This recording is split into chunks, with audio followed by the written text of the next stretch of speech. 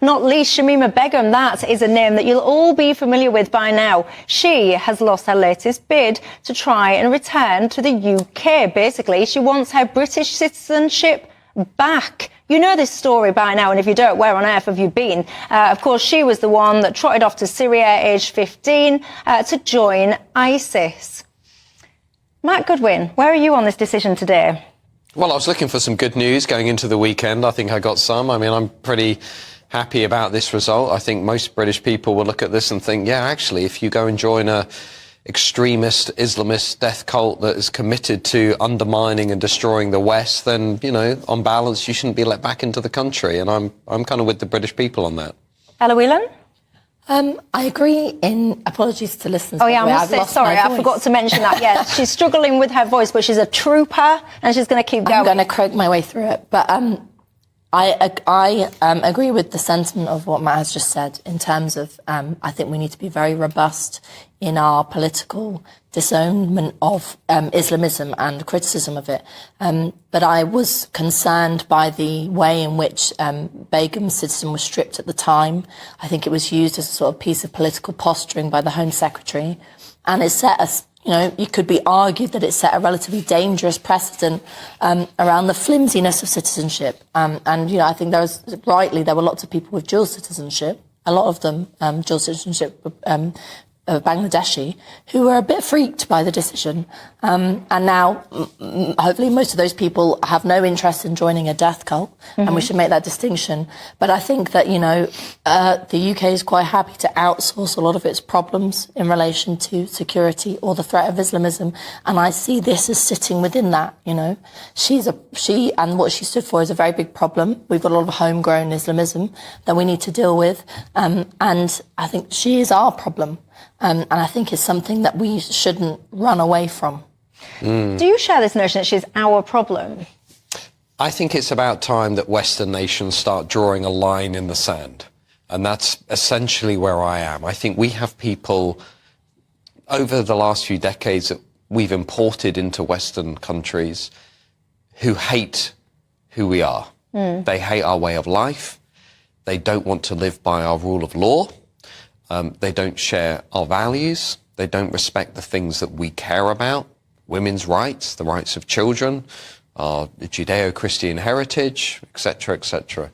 And I think if you ask most Brits out there, do you think that people who openly disrespect the things that make us who we are, our civilization, they say, well, actually, on balance, you should be removed from the country, or certainly if you go and join an organization like IS, you shouldn't be allowed back into the country. And if you look at everything that's going on in the West today, you know, the controversy over the Speaker's actions in the House, the pro-Palestine protests, the Islamist terrorism that's being committed, the beheadings of teachers in France, the teachers in the UK who are in hiding because of radical Islamism, the MPs who are stepping down because of threats from radical Islamism. It is about time we draw a line in the sand. I think that's ultimately what this is about. It is, and coming up as well, a little bit later in the programme, I want to talk about what Suella Braverman, what she had to say today. She was basically saying that the Islamists, the extremists and the anti-Semites essentially rule the roost, so I'll get stuck into that broader point as well imminently. But there's a lot of people today, and I have to say, it won't surprise you to know, I completely disagree with them. They're coming, oh, Michelle, she was only 15, she was groomed, she didn't know what she was doing, she was a child. Don't you have any sympathy for the fact that she was a vulnerable child? No, I don't. I don't have any sympathy whatsoever on any level. It does not wash with me, that notion. Does that wash with you, this vulnerable child thing? Not particularly, but none of us can climb inside Begum's head and know the real reason why she did go. I think it's entirely plausible that she was groomed. I also think it's entirely plausible that she and some of the other girls who went with her knew exactly what they were doing and were, you know, at 15 you don't know everything that you're doing, but you know some of it. So I don't really think it's that helpful to row over that point. I think the interesting thing is that Matthew, you sort of mentioned, well, you brought immigration into the debate, which is fair enough, and that's a consideration that's important to take on board. But Begum and a lot of the young people who are turning to IS aren't immigrants, they were born here. I mean, the sort of jihadi John phenomenon, which is that there's a problem at the moment with people who, young people who are brought up in a okay, sort of tangentially liberal society, because we're not doing very well at freedom of speech and things like that, but broadly the kind of tolerant realm of, you know, access to things that teenagers have access to and sort of living in a free society, who are deciding to turn against that for some reason, and actually a lot of cases of these young people enjoy a normal teenage life of drinking and bit of weed and whatever, and then becoming these extremists. So having a taste of freedom and turning against it. And I think we then have to say the problem isn't necessarily just with Begum and people like her. It's actually with us and our inability. What is it about our inability as a society to champion issues of tolerance, freedom, democracy? And we're failing at that. I mean, if you ask any British politician what they mean by British values, they'll say something about Queen and country and fish and chips. They're useless at it. We don't have a substantial, fleshed out understanding of what it universally means to be from the UK and why it's a good thing, why you should think this country's a good place to live in and all the rest of it. Much of what you say is about rights. When you are part of any civilization, you also have responsibilities. And what we have done a very bad job of in recent years and decades is making it clear to people that if you don't adhere to the responsibilities that come with your citizenship, adhering to the rule of law, playing by the things that we think are part of our civilization, there are going to be consequences. Now, whether you look at crime, whether you look at terrorism, whether you look at grooming, whether you look at, you know, the Abdelaziz case and illegal migrants being accepted into our society, we have got this balance between rights and responsibilities. Not right.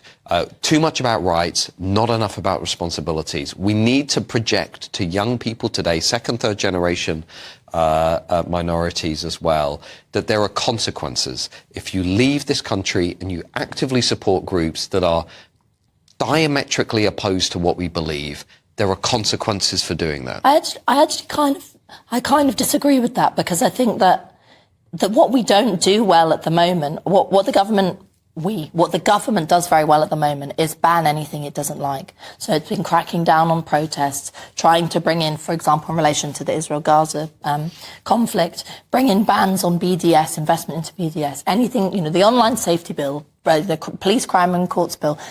The sort of way of dealing with this is to say, let's just ban anything that's problematic. Prevent strategy be a great example of it.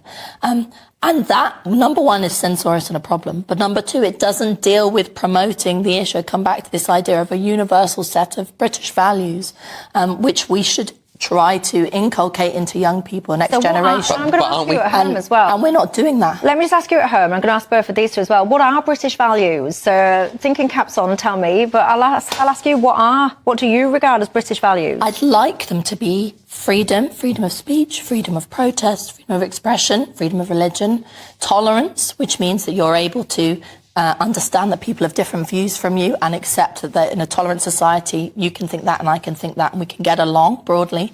And democracy, you know, the idea of sovereignty, the rule of law, as Matthew said, you know, borders comes into all of that, but a sense that we believe in democracy here, that, for example, in relation to what we might come on to with the Speaker, Lindsay Hoyle, and the intimidation of MPs. Yeah, we'll definitely be coming on to that. That democracy happens and people express their political opinion without fear or favour. I think those are, I mean, the important thing to note is that our own politicians are afraid of those views. I mean, the Brexit years show us that. So I'm being very sort of wishful thinking here, but I think that those are some very solid values, freedom, tolerance and democracy, that we can get behind. Can I just quickly come in on this? Because this is a critical point for all Western nations.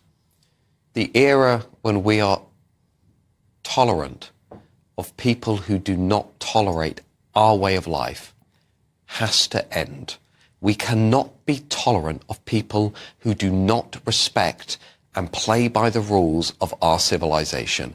That is where the West has become a very weak version of what it is supposed to be. Are you going to strip everyone's citizenship who agrees with Shamima Begum? If people leave the UK to join a radical Islamist extremist organisation that beheads individuals, has no interest in democracy, I have no interest in them coming back to the UK. They should go. If you're a foreign national in the UK who glorifies Islamist terrorism, you should be removed from the country if you commit serious crimes.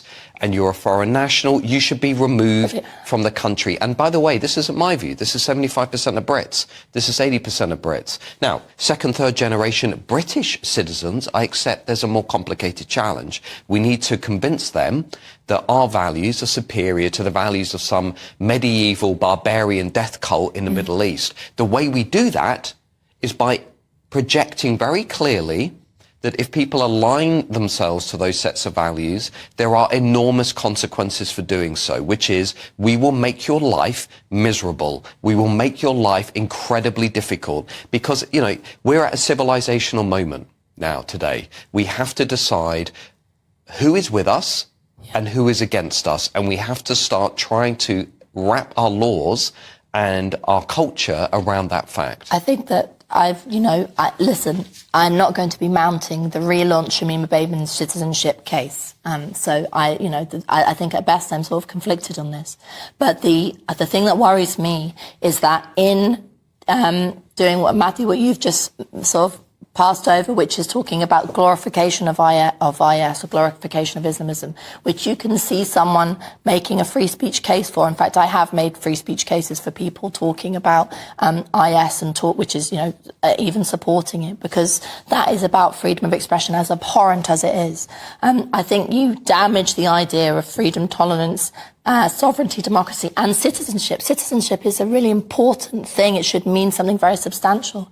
And if we start to denigrate those values, we become uncivilized. We go on the road towards being as barbaric as them. And I think if we really believe in these ideas, civilizational values, we've got to have the mettle to champion them. Well, I can tell you now, if you're listening, not watching, Matt Goodwin is absolutely shaking his head to that. Nigel, one of my viewers, says the good news today is that Begum lost her appeal. However, Michelle, the bad news is that we, the taxpayers, are paying for her legal team. I think you're absolutely right, at least in part for that.